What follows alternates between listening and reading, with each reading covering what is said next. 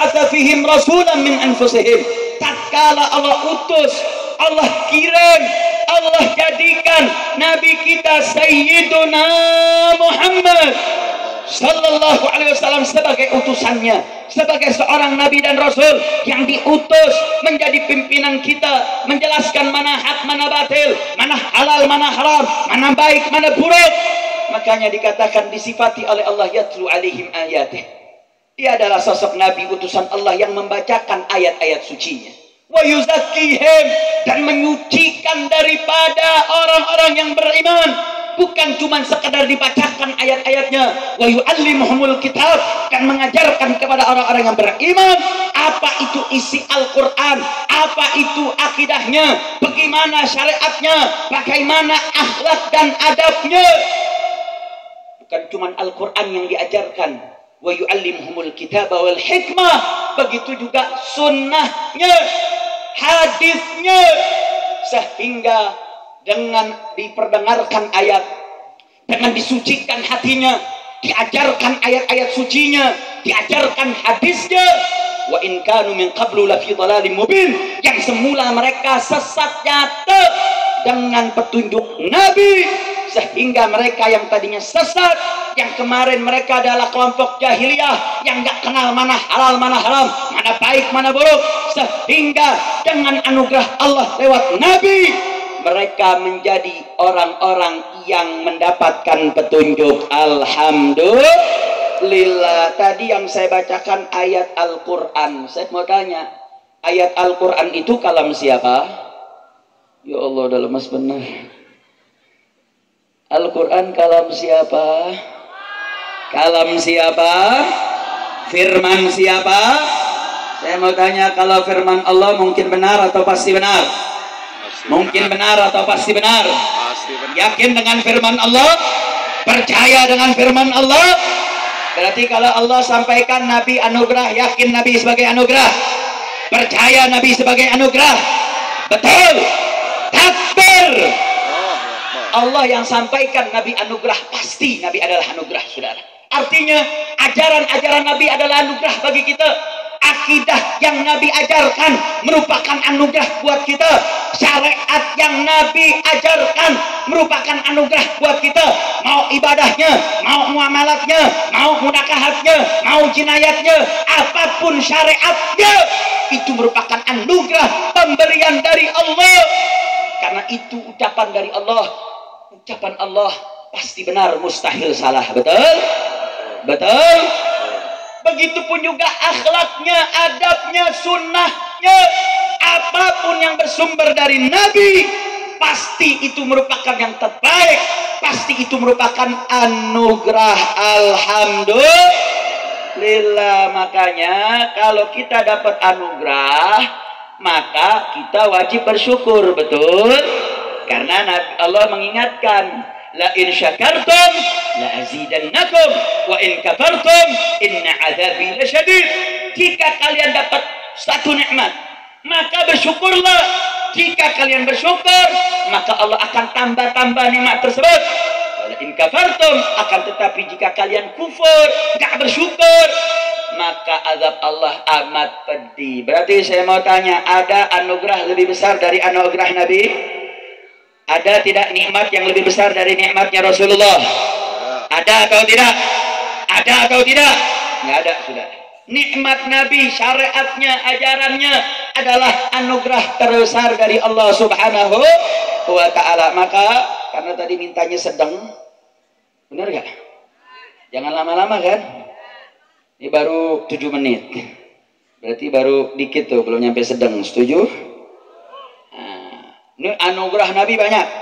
Sampai seorang ulama besar, Sayyid Muhammad bin Ali al-Maliki, mengarang kitab judulnya Al-Khasa'is Al-Ummah Muhammadiyah. Beliau jabarkan kekhususan-kekhususan umat Nabi yang beliau kutip dari ayat Al-Quran, hadis Nabi, athar sahabat, dan beliau kutip berbagai macam referensi. Sudah dari permukaan beliau sebut ada 14 anugerah kekhususan umat ini yang nggak diterima daripada umat-umat terdahulu. Dari 14 itu, karena tadi mintanya sedang, saya ambil 3 doang. Setuju? Setuju? Atau 14-14 deh? Hah? sampai subuh. Mau sampai subuh. Ente aja sendiri yang gak ada. Ambil 3 aja. Setuju 3? 3 aja berat. Atu apa atu? 3 singkat. Setuju? Setuju? Yang pertama raf'ul isr. Apa kekhususan umat ini yang gak dapat umat terdahulu? Umat ini saudara, karena keberkahan Nabi Muhammad SAW diangkat kesulitan. Yang dulu kesulitan itu diterima oleh Nabi umat-umat terdahulu. Contoh, kalau anggota tubuh kena najis, atau baju kena najis, atau tempat ibadah kena najis, umat terdahulu gak bisa najis disucikan. Artinya kalau jempol kena najis, itu jempol mesti dipotong, saudara. Kalau baju kena najis, tempat kena najisnya nggak bisa disucikan, maka dia mesti dihilangkan kalau mau dipakai buat ibadah. Kalau tempat ibadah kena najis, maka tempat ibadah tersebut harus dibuang, tidak bisa disucikan.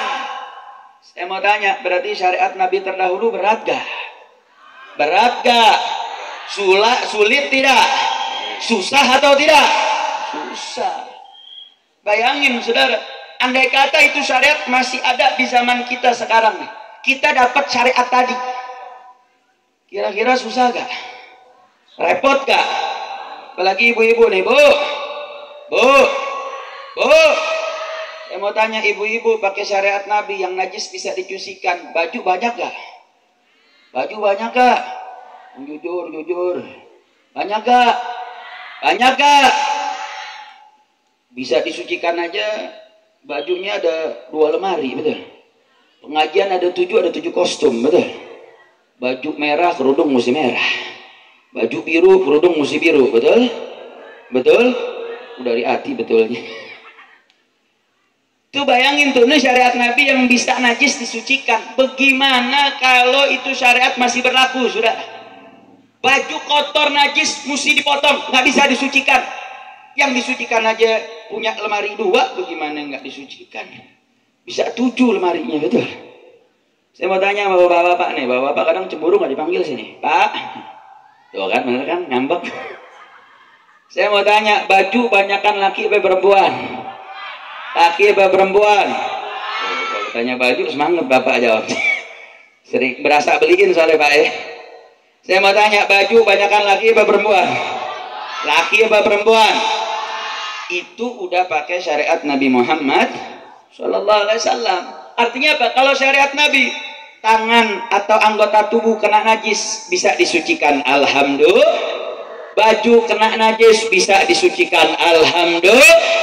Tempat ibadah kena najis bisa disucikan, alhamdulillah. Berarti saya mau tanya, syariat Nabi kalau dibandingkan syariat yang terdahulu, kira-kira syariat Nabi ringan atau tidak? Mudah atau tidak? Indah atau tidak? Alhamdulillah. Bayangin saudara, artinya apa? Ini syariat Allah angkat kesulitan. Orang Nabi umat terdahulu nggak bisa dapat kemudahan macam ini saudara. Mereka kalau kena najis ya resikonya selesai, mesti dibuang, nggak bisa dipakai. Tapi kemudahan itu, kesulitan itu diangkat oleh Allah karena anugerah Nabi kita Sayyiduna Muhammad Sallallahu Alaihi Wasallam. Sekali lagi saya mau tanya, berarti syariat Nabi mudah atau tidak? Ringan atau tidak? Indah atau tidak? Berarti kalau udah tahu seperti itu, bersyukur tidak punya Nabi? Bersyukur atau tidak? Alhamdulillah. Nggak sampai di situ saudara. Itu dalam soal toharoh.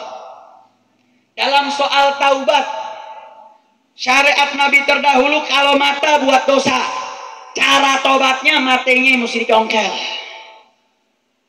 Kalau tangannya buat dosa, tangannya mesti dipotong kalau bisa mau minta tobat kepada Allah.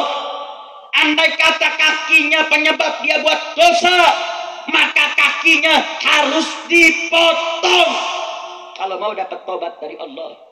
Bahkan andai kata dia menyekutukan Allah, dia menduakan daripada keesaan Allah, maka syarat taubatnya harus membayar dengan nyawanya. Berarti saya mau tanya, syarat taubat umat terdahulu berat gak? Berat gak? andai kata syariat itu masih berlaku sampai saat ini, saya mau tanya, kira-kira berat atau tidak? Saya mau tanya, banyak gak mata yang dipongkel? Banyak gak tangan yang dipotong? Banyak gak kaki yang dipotong?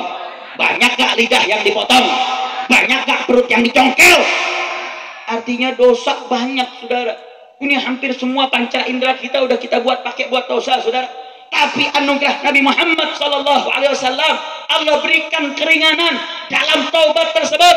Mata yang buat dosa tidak disyaratkan dicongkel matanya, tinggal syaratkan mohon ampun kepada Allah, munculkan rasa penyesalan yang dalam dan azam untuk tidak melakukannya. Niscaya Allah akan ampuni dosanya, saudara. Alhamdulillah. Berarti saya mau tanya, syariat Nabi ringan atau tidak? Syariat Nabi indah atau tidak? Mudah atau tidak? Alhamdulillah. Kalau tahu begitu, syarat taubat umat Nabi mudah, syarat umat Nabi terdahulu taubatnya susah. Kalau gitu kita bersyukur tidak punya Nabi? Bersyukur tidak jadi umat Nabi Muhammad? Beruntung tidak? Alhamdulillah. Jadi kesulitan toharo diangkat, kesulitan dalam taubat diangkat. Bahkan syariat Nabi terdahulu itu salah satu syariatnya, kalau buat dosa nggak boleh ditutup-tutupin. Itu syariatnya mesti dicatat amalan dosa-dosanya di depan pintu rumahnya. Hari itu ngomongin tetangganya beli motor baru, ditulis depan rumah, saudara. Hari itu ngegunjing orang, ditulis depan rumahnya, saudara.